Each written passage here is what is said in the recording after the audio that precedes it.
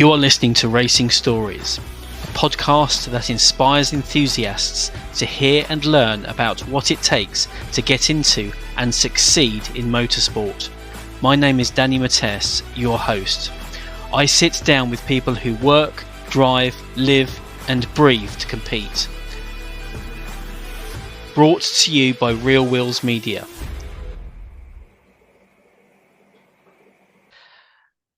So welcome to this episode of Real Wheels Media's Racing Stories vodcast. We're joined today, and let's say hello to Sarah Hall, driving consultant, advanced driving instructor, driver trainer for Porsche and racing driver. And we also say hello to Stephen Wells, driver training and development for manufacturers, racing instructor and semi-retired racing driver. Welcome both.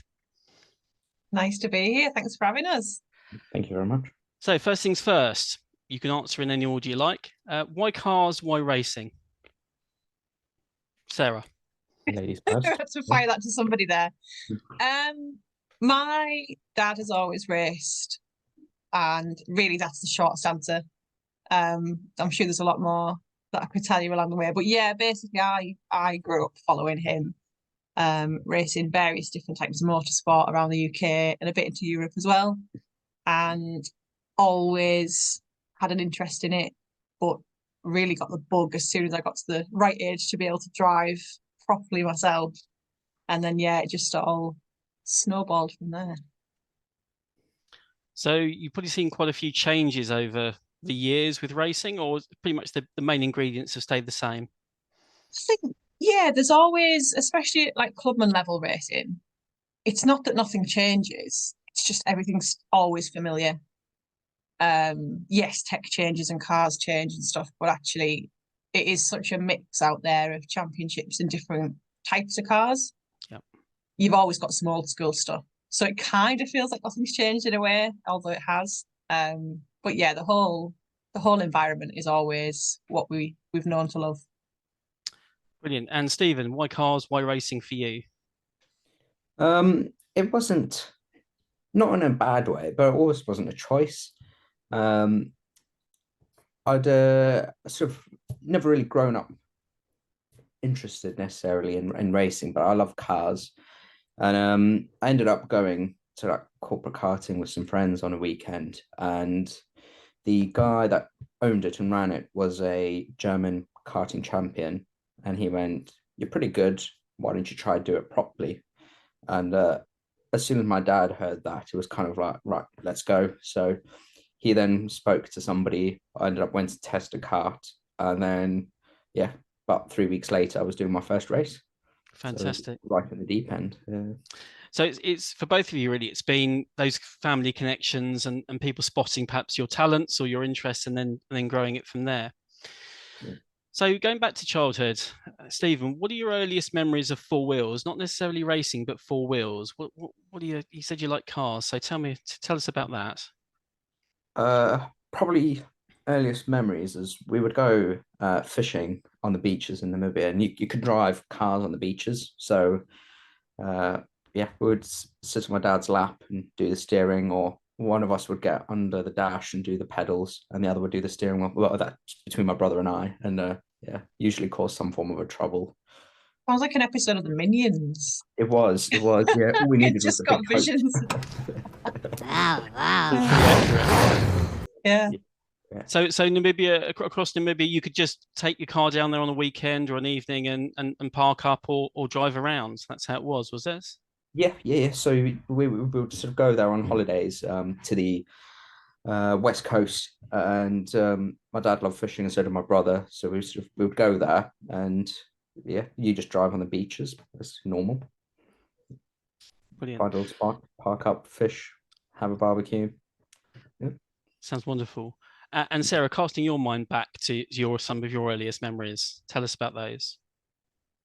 I think, like I say, because my dad had always been into racing long before I was in existence, it was just the norm to have cars and stuff around.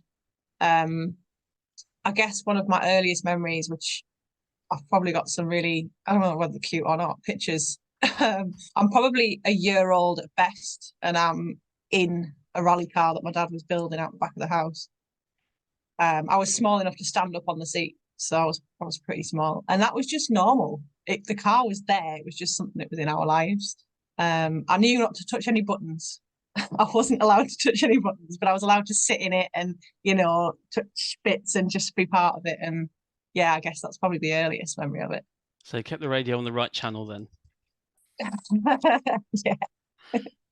Okay, so that's kind of some of your earlier memories from family and some of how you got into racing. But thinking the bigger picture, where has racing taken you so far? Across England, beyond, where, Sarah?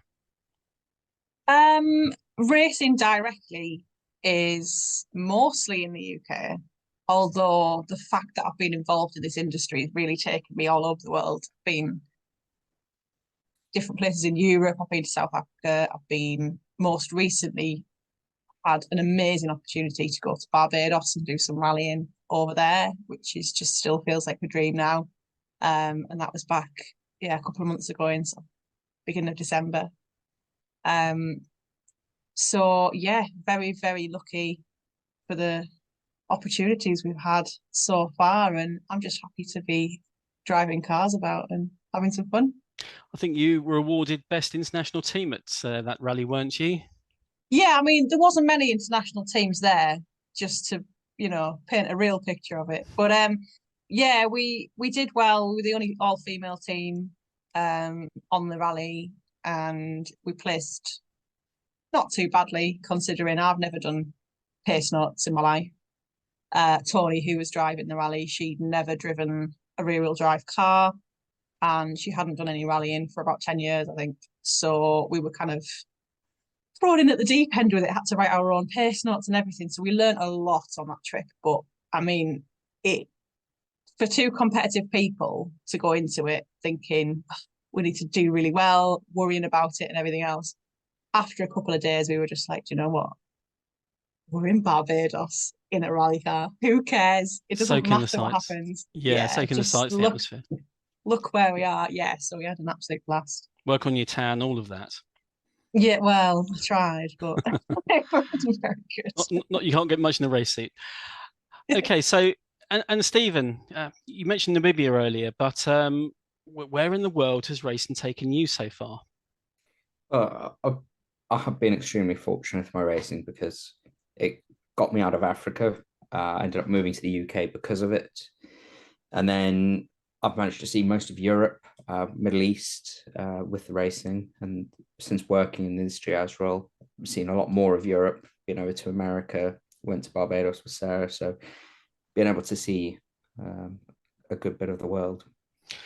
So for people coming into racing or looking to come into racing, would you say they need to be prepared to travel internationally for the opportunities that arise?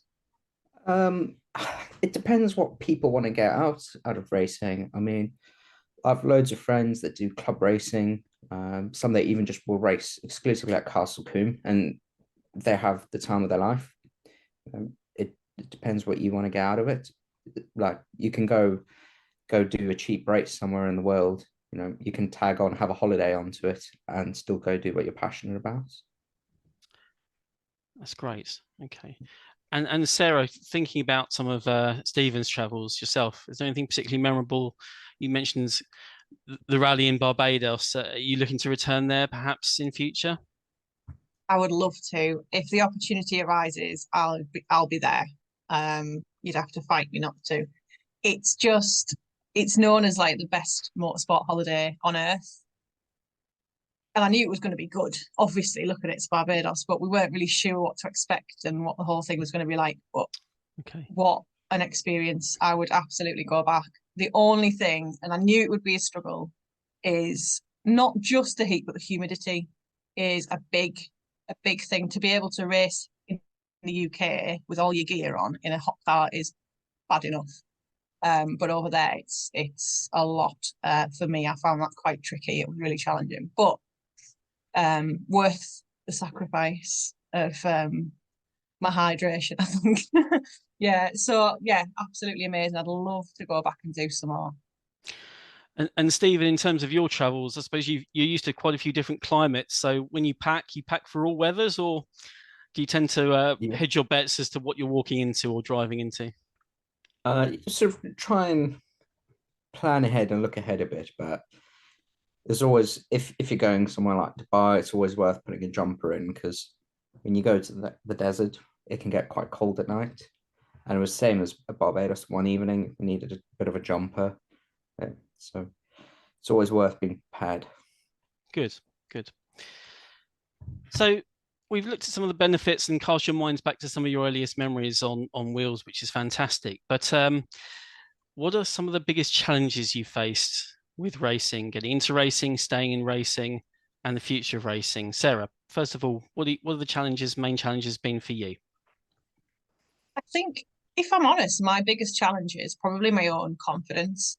I absolutely love being out on track. I love being coached, learning, trying to get better, trying to get faster, improve all of my racecraft. But my own confidence is probably and Stephen will probably second that, I would think, for me. It's just, I've come into it fairly late as far as competition goes. So that's a factor, plus just the way my own personality is. Yeah, having a bit of confidence to get that car to go faster than you used to, faster than you think it can go. The car's got a lot more to give than I am giving it. And so understanding that and growing your confidence with it is really, really important. So that's something that I'm focusing on. Thank you. So, Stephen, from a challenge perspective and your insight as a racing instructor, trackside, what do you think the biggest challenges are? Most of the time, even though unfortunately it's not trackside, it's the budget. It's managing to get the money, dealing with sponsors.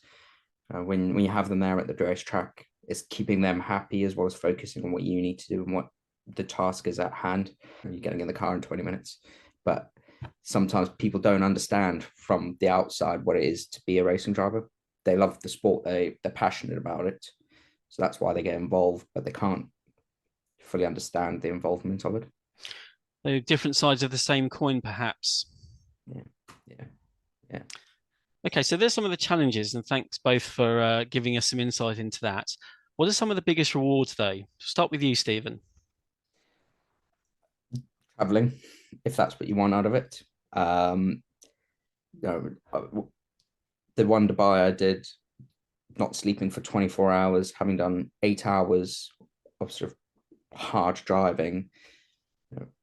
Your boots are melting to the brake pedal because it's that hot, and you get up onto the podium and you're that tired that you don't really know where you are or what you're doing. But that achievement within yourself, knowing that you have done it and that you've pushed yourself as far as you can, is amazing.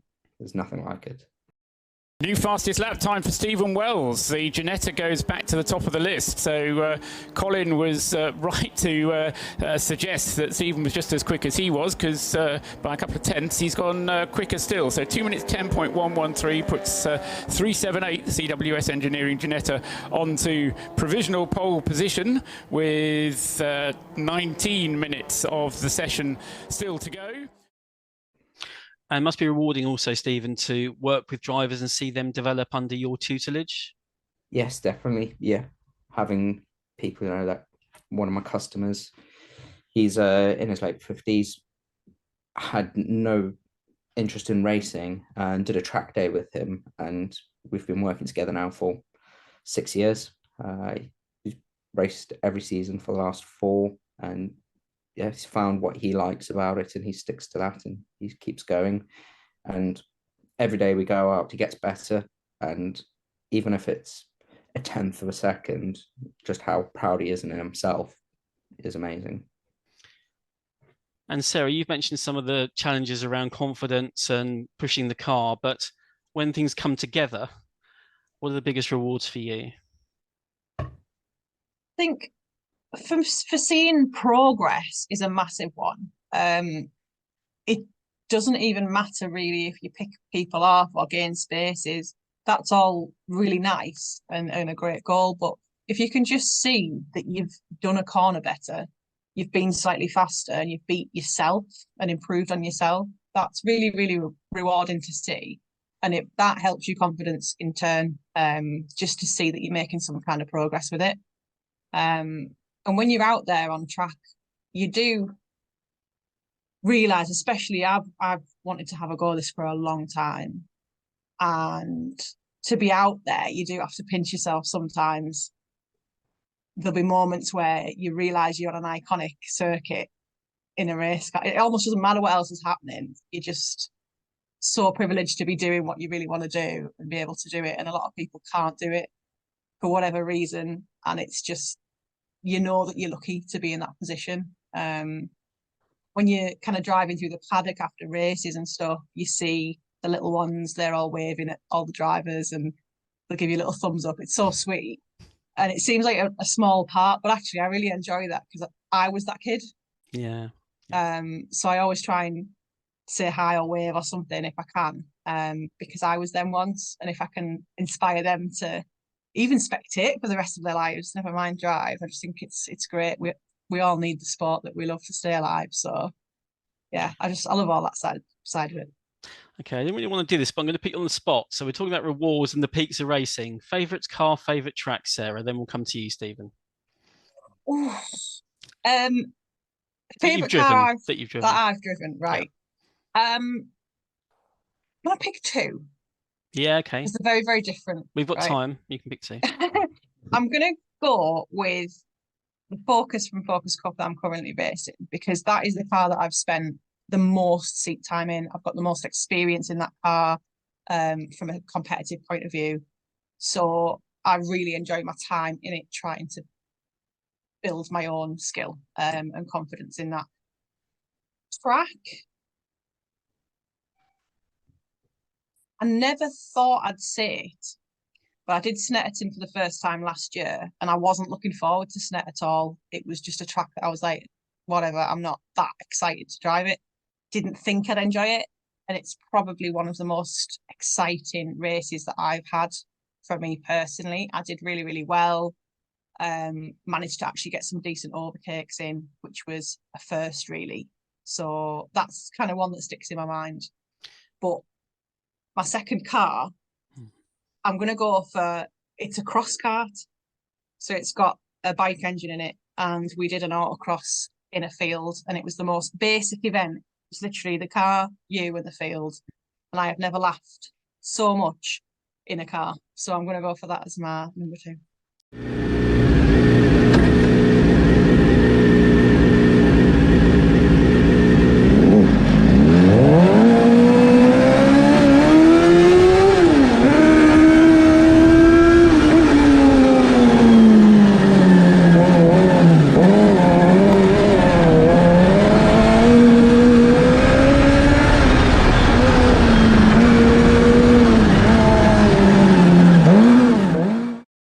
A 2-litre turbo diesel family hatchback in the Ford Focus and a wacky bike engine kart in the field. Fantastic. Yeah. Stephen, I can't wait for you to tell us your favourite car and favourite track, or you might have more than one. Yeah, track wise is difficult. Brands GP sits very close to the top, if not the top, just of how really the grand scheme of things ridiculous of a circuit is. It's tight, it's narrow, there's no runoff, especially around the back. You're just going so fast, and especially if you've got a bit of aero, you know if something goes wrong, it's probably going to be fairly big. And close up behind it is Portimao. Especially at night, you're going up a hill, there's a corner there, your headlights looking at the sky. You kind of just have to hope for the best when you turn that you've got the right corner. So one of those two, I think if somebody gave me a car, I wouldn't mind what it was. So I could do a few laps, it would be absolutely fine. Two quite different tracks then. And what about cars or car? Cars, I don't really know, to be honest. If it's got 4 wheels and a steering wheel, I'll give it a go. I'm not too fussed. Probably any M car, because I'd probably kill a set of rear tyres and a few laps and I'd just be the happiest man on earth. So BMW M it is for you, Stephen. Yeah.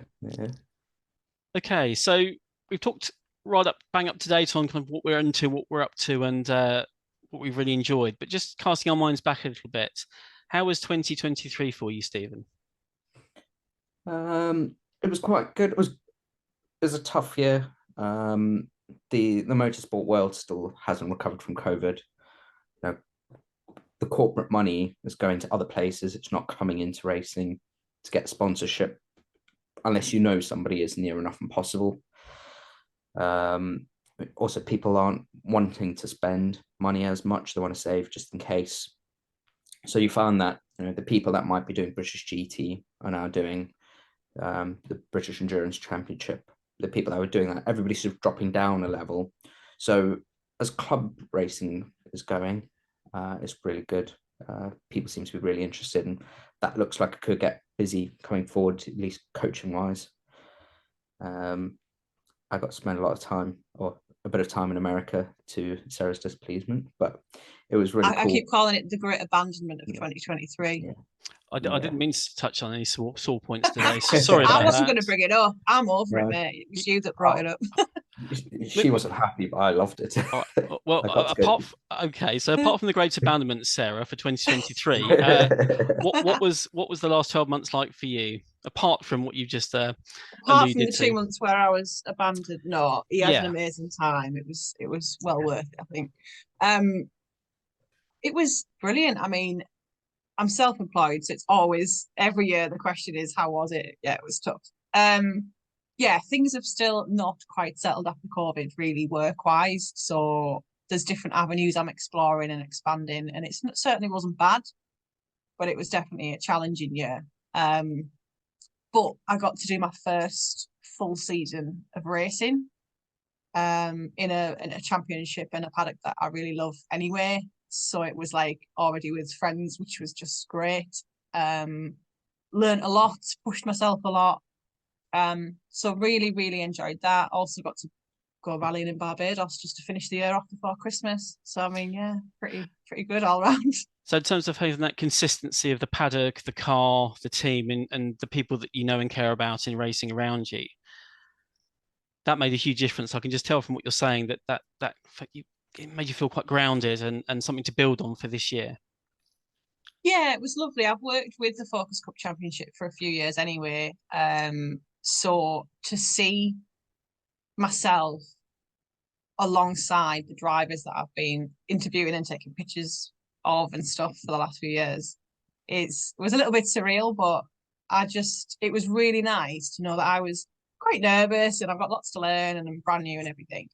To know that I've got my coach with me that is Stephen, which is just amazing. And also I've got everyone in the paddock was so supportive and really excited for me to be getting stuck in.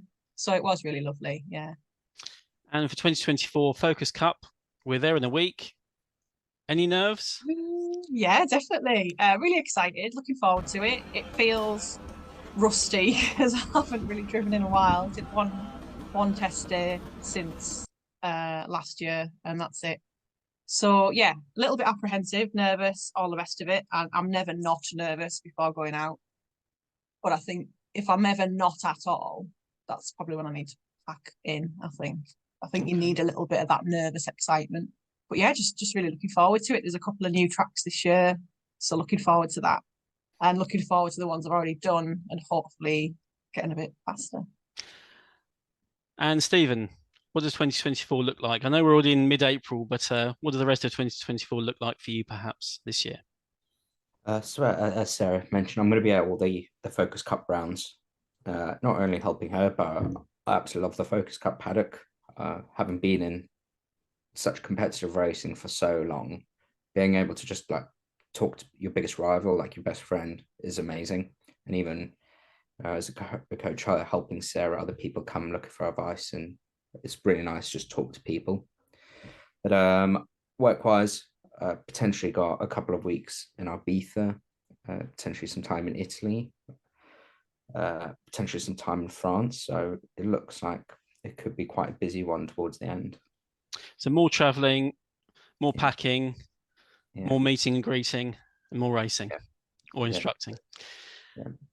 So it's been brilliant speaking to you both. We're going to finish up shortly, but I just wanted to share some of your wisdom, some of your insights, if you will, with our audience. So we'll start with Stephen. What advice would you give to those people starting out, whether they're looking to be trackside, behind the wheel, supporting racing drivers, nutritionists? What would you share as a bit of an insight as to advice on starting out or getting into racing?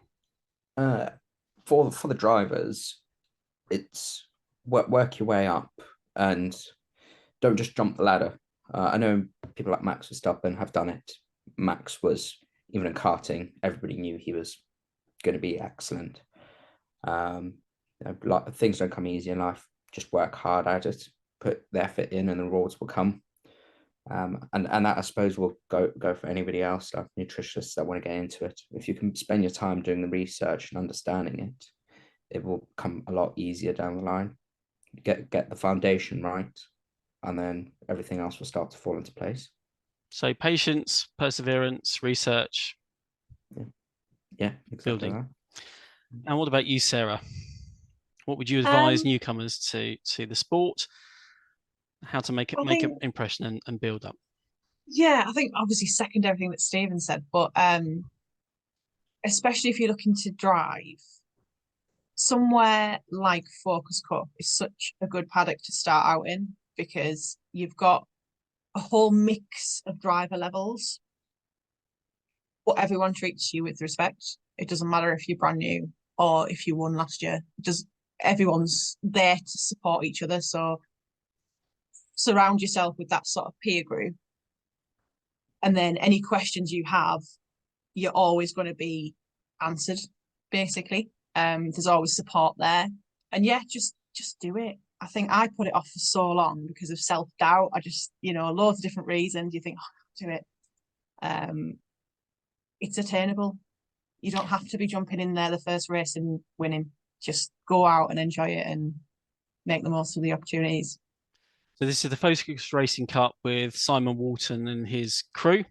UK Tracks supporting the GT Cup this year, I believe. Yeah, that's right. That's right. Fantastic. Well, both of you, thank you so much for your time, wisdom, and storytelling and sharing today. Was there any last things you wanted to share with our audience before we wrap up today and start getting suited and booted for next weekend?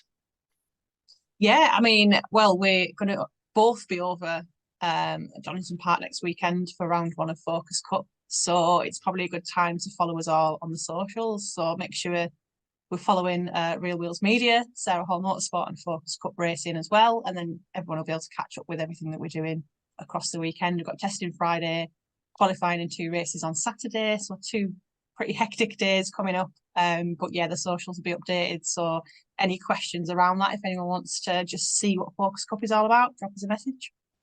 Please do send us the link, Sarah, and we'll put it in our description so our audience can click on those and learn more. Stephen, yourself, anything to add before we wrap up today? Yeah, but motorsport is such an important thing, especially at this time in the current world. It's a great escape for people, and it is just so interesting. And you only have to get as involved as you want, but as a marshal, you're there on track. Racing wouldn't happen without you. So they are really important, and it's a great thing to do. And as Sarah said, with going racing with Focus Cup, racing is historically known as an expensive sport, but it doesn't have to be expensive. It will only be as expensive as you really make it. And whether it's you just go do track days, you're still doing the same thing, still having the same amount of fun. It just costs significantly less. Well, anything worth doing is worth doing properly. And in terms of what you both had to share with us today, 2 great examples really of how to get into, build and remain in racing. So Sarah, Stephen, all the best of luck for this coming weekend in the Focus Cup. And we look forward to meeting you and catching up with your adventures trackside and beyond throughout the year. Thanks so much for joining us today. Thank you. Thank you very much.